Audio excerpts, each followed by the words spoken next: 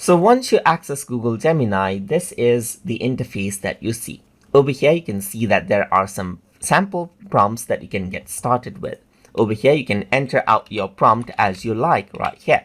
You can also add in images and then use your microphone to actually go around and give it commands instead of typing as well. Over here on the left hand side, you get the new chat option right here, and you even have the expand menu option, and you can see your recent chats around over here. You get the help, activity, and then settings around over here, and you can access out settings and then extensions around from over here, as you can see right here.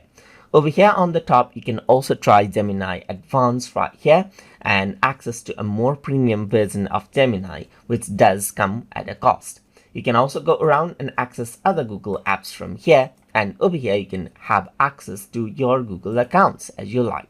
So you can go around and, let's say for example, choose one of the prompts right here, the sample prompts, and it'll be added in onto the chat, as you can see right here. And as we progress along, we're going to explore all of these features right here.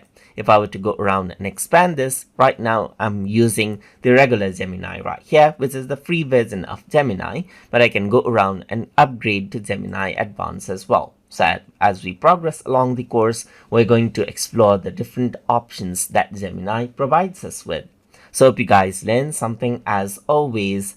And as always, please like, comment, share, and subscribe.